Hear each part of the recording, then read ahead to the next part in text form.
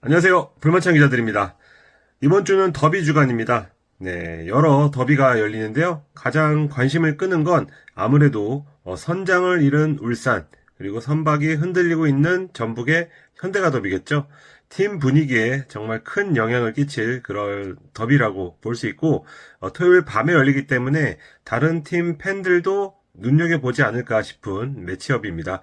여기에 같은 팀 컬러, 그리고 같은 브랜드를 쓰는 강원과 제주, 여기에 황선홍으로 연결되는 대전과 포항, 대구와 광주의 달빛 더비까지 팬들을 찾아갑니다.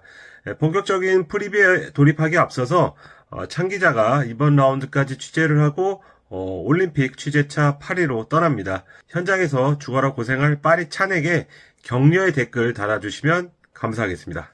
네, 안녕하세요. 장 기자입니다. 첫 경기 진행하도록 하겠습니다. 21일 오후 7시 전주 월드컵 경기장에서 열리는 전북과 울산의 경기입니다. 뭔가 묘한 풍경의 현대가 더비입니다. 1위에 두 팀의 이름이 없는 것도 낯설고요. 분위기도 우리가 알던 두 팀과 지금은 다른 상황입니다. 아래에서 두 번째 전북, 그리고 위에서 두 번째 울산의 대결이지만 그럼에도 더비는 더비잖아요. 이 경기 결과에 따라서 분위기가 확 달라질 수도 있기 때문에 더 꼼꼼하게 들여다보도록 하겠습니다. 전북 지난 주말 김천의 0대4 충격패를 당했습니다.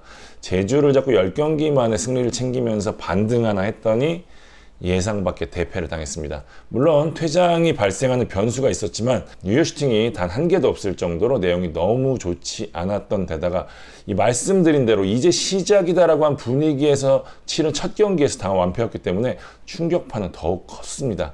이 가라앉은 분위기를 어떻게 추스렸을지가 첫 번째 관건이 될 것 같고요. 두 번째는 김대현 감독이 당초 이야기했던 이 공격적인 축구를 할 것이라는 말과 달리 현재는 좀 내려서 하는 축구 펼치고 있거든요. 이게 전혀 효과를 보지 못하고 있습니다.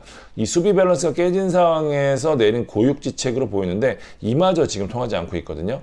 리그 최다 득점팀 울산을 상대로는 어떤 선택을 할지가 두 번째 관건이 될 것 같습니다.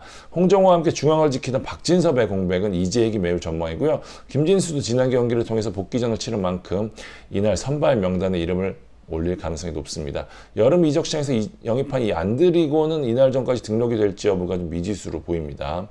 울산은 주중 코리아컵에서도 승리를 하면서 이경수 대행 체제에서 연승에 성공을 했습니다. 이 코리아컵에서 여러 수확이 좀 있었는데요. 일단 부분 로테이션으로 주축들의 체력을 아꼈고요. 김민준이 저녁 후 치른 첫 경기에서 득점에 성공을 했습니다. 이 측면 자원이 많지 않은 울산 입장에서는 굉장히 반가운 가세가 될 것으로 보이고요. 여름 이적 시장에서 야심차게 영입한 야고 역시 이날 데뷔전을 치렀습니다. 야고는 이날 찬스를 여러 개 놓치기는 했지만 그래도 경기력 자체는 무난했습니다. 강원에서 보여준 이 전방 압박이나 속도감 있는 경기력을 그대로 울산에서도 보여줬고요. 울산은 그래서 이제 쉬었던 이명재, 김기희, 임종훈, 윤일록 포백 라인을 현대가 더비에 재가동할 가능성이 크고요. 지난 서울전에서 결승골을 넣었던 주민규, 그리고 공격의 핵심이죠. 엄원상도 이번 경기 출전을 준비하고 있습니다. 코리아컵에서 뛴 중원의 보야니치가 체력적 부담이 있는 만큼 출전 시간을 늘리고 있는 정우영을 선발로 투입할 가능성이 있습니다. 김영권과 루빅손은 이날 경기도 출전이 어려운 상황이고요. 전북의 고민 역시 수비가 될 수밖에 없습니다. 김대현 감독 부임 후 치른 경기에서 단 한 차례도 클린시트가 없거든요. 10경기에서 무려 22골을 내줬습니다. 반면 울산의 고민은 공격이 될 수밖에 없겠죠. 지난 6번의 경기에서 멀티 득점이 단 한 번도 없었어요. 이 기간 동안 3승 1무 2패를 했는데 3승의 스코어가 모두 1대0이었다는 거 시사하는 바가 좀 있을 것 같습니다. 올 시즌 양팀 아챔 포함 벌써 4번을 맞붙었는데요. 결과는 울산의 2승 2무 우위입니다. 무, 울산승, 무, 울산승이 반복되는데 무는 전주에서 벌어졌고요. 울산승은 울산 홈이었습니다. 이 흐름대로라면 이번 경기는 무승부가 유력합니다. 최근 10경기에서 6승 2무 2패로 울산이 우위지만 전주성에서는 전북이 1승 2무로 한 번도 지지 않았습니다. 자, 키플레이어 보도록 하겠습니다. 전북에서는 연속골 행진이 깨지긴 했지만 감각이 좋은 티아고, 울산에서는 지난 경기 골맛을 본 주민규를 꼽도록 하겠습니다. 네, 20일 오후 7시 30분 강릉 종합운동장에서 열리는 강원과 제주전입니다. 선두권 재진입을 노리는 4위 강원, 파이널 A그룹을 두드리는 7위 제주의 시즌 세 번째 맞대결입니다. 앞서 두 번의 맞대결에선 강원이 1승 1무 우위를 점했습니다. 강원은 최근 두 경기에서 포항에 패하고 대전과 비기면서 연승 흐름이 한풀 꺾였죠. 팀 내 최다 득점자였던 야고의 이탈, 양민혁의 침묵과 맞물려서 지금 방점을 찍는데 어려움을 겪는 그런 모습입니다. 강원이 슈팅 수, 찬스 메이킹, 이런 지표에서 도드라진 팀은 아닌데 그런 것들을 높은 득점률로 메웠던 그런 팀이었거든요. 새롭게 영입한 헨리, 코바세비치가 빠르게 녹아들어야 어떤 야구의 공백을 느끼지 않을 것 같습니다. 일단 두 선수는 모두 움직임 측면에서는 호평을 받았는데 움직임과 마무리는 또 다른 영역이라고들 이야기를 합니다. 강원은 야구 자리에 설 수 있는 뚝배기 유형의 외국인 공격수 추가로 몰색 중이라는 소식까지 전해드리겠고요.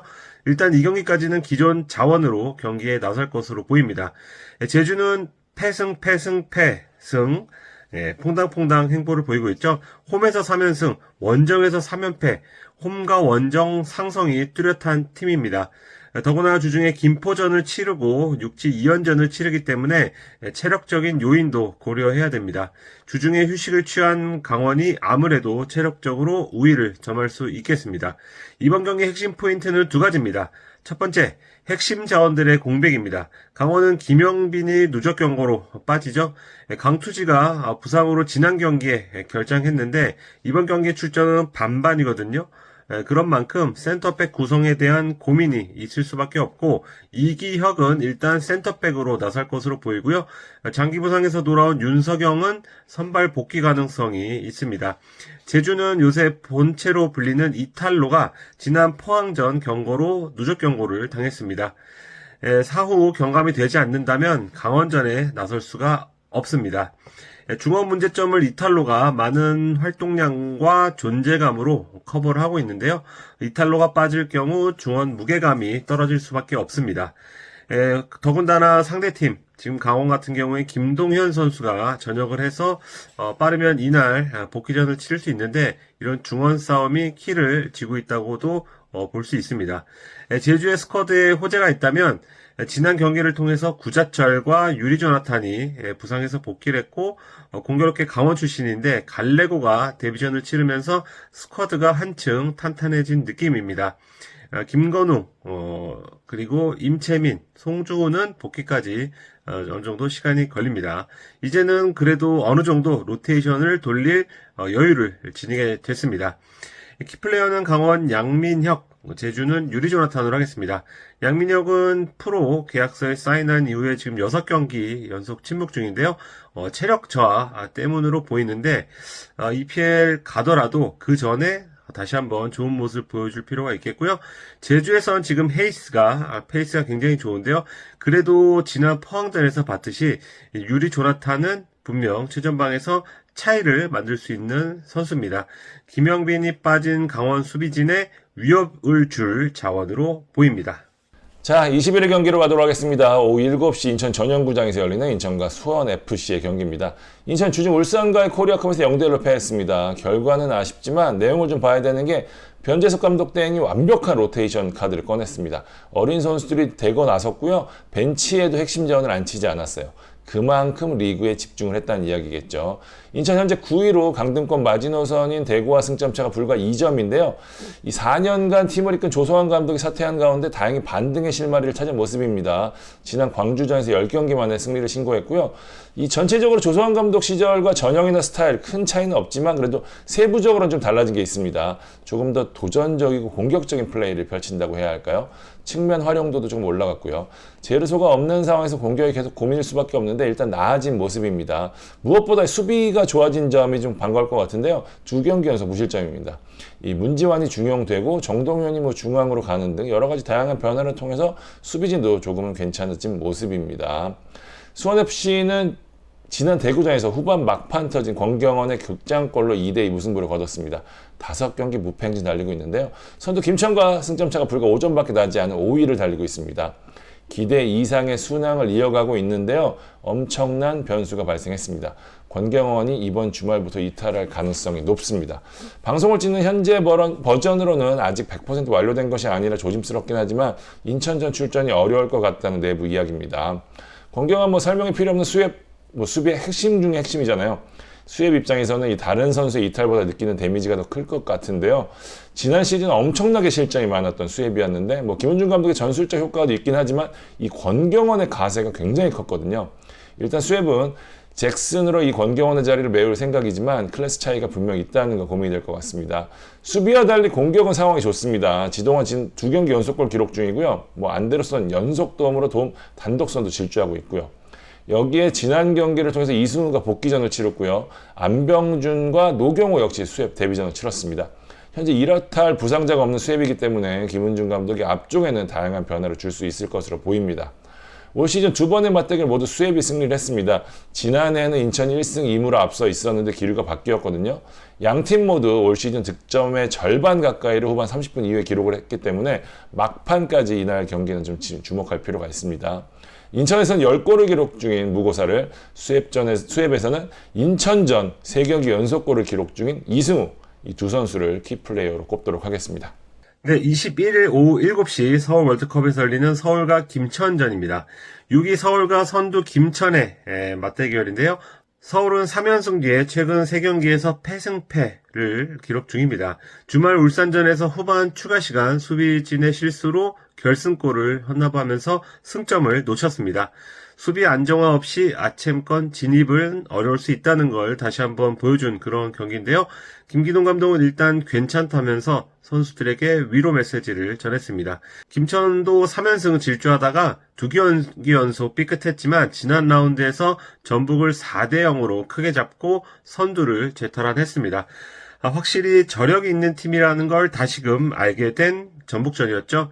김천이 지난 4월 3일 서울 원정에서 맞불 전략을 사용하다가 1대5로 대패를 했는데 최근 5경기 중 3경기에서 무실점을 할 정도로 안정감을 유지하고 있는 상태입니다. 그리고 선수들의 자신감까지 더해져서 지난 과오를 반복하지 않겠다는 그런 각오입니다. 서울은 홈 5연패 뒤에 최근 홈 3연승 중이거든요.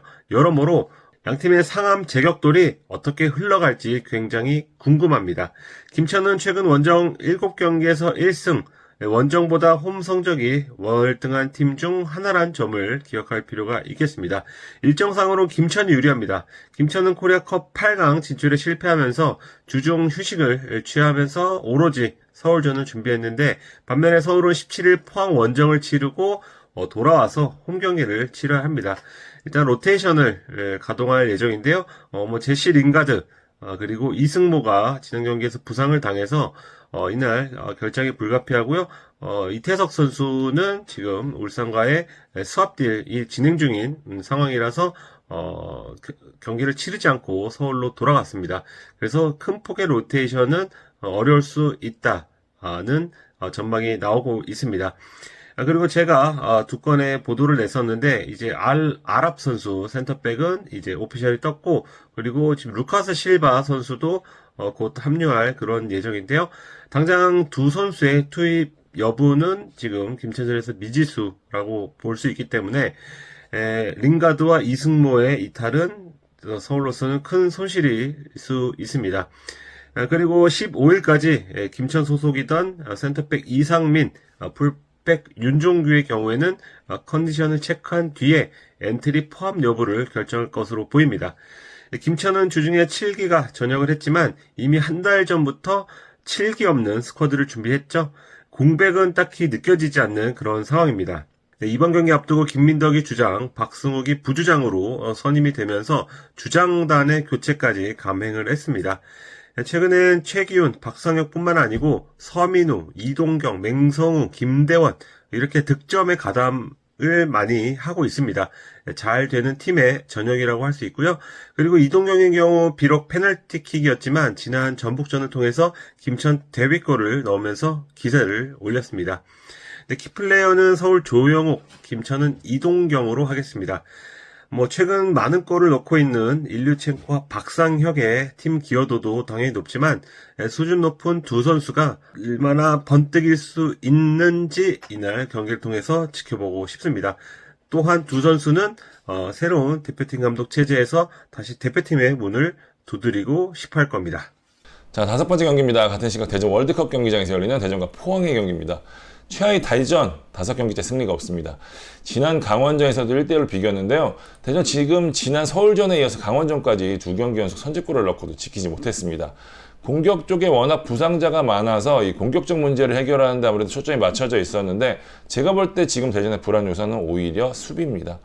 황선홍 감독 부임 후 치른 7경기에서 클린시트가 1경기도 없습니다. 11골이나 내줬거든요.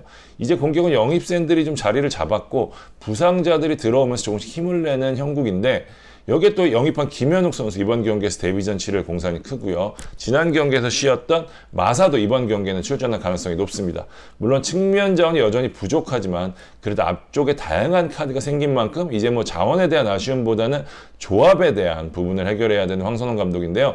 앞서 언급한 대로 이 수비 쪽에 대한 부분도 조정할 필요가 좀 있어 보입니다. 이 전역한 수비수죠. 김재현은 개인 사정으로 당장 복귀는 좀 힘들 전망입니다. 포항은 주중 까다로운 서울과의 코리아컵에서 5대1 대승을 거뒀습니다. 포항 사실상 베스트 전력을 총출동시켜서 체력적 부담이 있기는 하지만 그래도 승리를 거두면서 분위기를 이어갔다는 점, 이 무엇보다 조르지가 마침내 필드골을 폭발시켰다는 점에서 얻은 게 많았던 승리였습니다. 다들 아시다시피 조르지 포항이 좀 아픈 손가락이거든요. 야심차게 제카의 대체자로 영입을 했는데 지금까지 페널티킥골 한 골뿐이었잖아요. 포항 5월 19일 수협전 이후 코리아컵 포함해서 12경기 연속 득점포를 가동하고 있을 정도로 공격력이 좋아요. 여기에 조르지까지 가세를 한 만큼 더 좋은 공격력을 기대해도 될 것 같습니다. 잠잠했던 정재희도 최근 4경기에서 3골을 기록 중이고요. 다만 포항이 최근 패했던 2경기를 보면 이 오베르단, 완델손, 이동희, 전민광, 신광훈 라인 중에 한 명이라도 빠졌을 때더라고요. 이 수비진에서 이 선수들에 대한 의존도가 크다는 점, 이들이 지난 코리아컵을 소화했다는 점이 이날 변수가 될 것 같습니다. 나이들이 제법 있는 선수이기 때문에 주중 주말 경기를 연속으로 소화하기는 좀 쉽지 않거든요. 올 시즌 두 번의 맞대결 포항이 1승 1무로 우위에 있습니다. 지난 6월 포항 홈에서 열린 맞대결 황선홍 감독의 대전 복귀전이었는데 결과는 1대1이었습니다. 이 내용면에서는 포항이 일방적으로 앞섰다는 경기였거든요. 포항이 대전을 상대로 무척 강했는데 2010년 4월 패배 이후 무려 14년 동안 17경기에서 12승 5무로 한 번도 패하지 않았습니다. 이 징크스가 계속 이어질지 궁금한 가운데 대전에서는 천성훈, 포항에서는 조르지를 키플레이어로 꼽도록 하겠습니다. 같은 시각 DGB 대구은행파크에서 열리는 대구와 광주의 달빛 더비입니다. 대구와 광주 상성부터 살펴볼 필요가 있겠습니다. 대구가 광주 상대로 최근 2연승, 최근 5경기에서 3승 2무, 유독 광주의 강한 면모를 보이고 있습니다. 이재호 감독이 입버릇처럼 하는 말이 이제 내려서는 팀이라는 표현인데 그 대표격이 대구였습니다. 그런데 대구가 박창현 감독을 시즌 중에 선임하고 나서 스타일을 바꿨고요. 지난 5월 맞대결에선 맞불을 놓아서 3대2로 역전승을 거뒀습니다. 이 말은 대구 선수들이 광주에 얼마나 자신감을 가지고 있는지 보여주는 그런 좋은 예라고 생각이 됩니다. 그러한 상성이 대팍에서 이번엔 어떻게 작용할지 보고 싶고요. 현재 양팀의 상황은 썩 좋지 않습니다. 대구는 3연무, 지금 5경기 연속 승리가 없습니다. 수원FC전에선 선제골을 허용하고 2대1 역전까지 성공했지만 뒷심 부족으로 극장 동점골을 내줘서 다잡은 승리를 놓쳤습니다. 일단 패배, 연패 흐름은 벗어났지만 다음 스텝은 이제 무승을 끊는 일이겠고요. 최근 4경기 중 3경기에서 멀티 실점한 수비는 불안한 상태지만 최근 3경기에서 5골을 넣은 공격력은 점점 기대감을 키우고 있습니다. 특히 에드가와 세징야의 폼이 조금씩 좋아지는 그런 모습입니다. 광주는 승패 흐름입니다. 울산 원정에서 깜짝 승리 거두고 홈에서 인천에 무득점 패배하는 어떤 도깨비 같은 그런 행보를 보이고 있습니다. 최근 5경기 중 3경기에서 골이 없는데요. 무득점한 경기에선 어김없이 패배를 기록했습니다. 주요 공격수들의 침묵에 따른 어떤 아쉬운 그런 빈공이 계속되고 있는데 지난 5경기에서 기대 득점이 6.25, 여기에 90분당 기대 득점이 전체에서 2번째로 높은데요. 기대 득점 대비 실제 득점이 0.48, 모든 팀을 통틀어 가장 낮습니다. 아마 이정효 감독은 이 점을 굉장히 고민하지 않을까 싶고요. 최근 3경기에선 2번의 자책골이 나오는 불운까지 더해졌습니다. 지금 이정효 감독은 아사니의 등번호 변경 그리고 빅토르의 투입 이렇게 다양한 수를 쓰고 있는 상황인데 이날 역시도 어떤 변화를 줄 가능성은 있습니다. 대구는 스쿼드상의 호재가 많습니다. 요시노와 고명석이 카드 징계를 씻고 복귀를 했고요. 카이오, 이탈로, 두 영입생이 스쿼드에 합류한 상태입니다. 오승훈도 훈련에 복귀를 했습니다. 최근 몇 주를 통틀어 가장 건강한 스쿼드를 기대할 수 있겠습니다. 광주가 주중에 성남과 홈에서 코리아컵 8강을 치르는 상황을 감안할 때 대구는 광주전을 체력전으로 끌고 가길 바랄 수도 있겠습니다. 광주는 승리 시에 최대 상승권에 진입할 수 있고요. 대구는 승리 시에 다이렉트 강등되는 최하위와의 승점 차를 최대 6점 차까지 벌릴 수가 있어서 이날 승점 3점이 필요합니다. 키플레이어는 게임 체인저로 하겠습니다. 대구 세징야, 광주 이희균, 차이를 만들어줄 선수를 골랐습니다.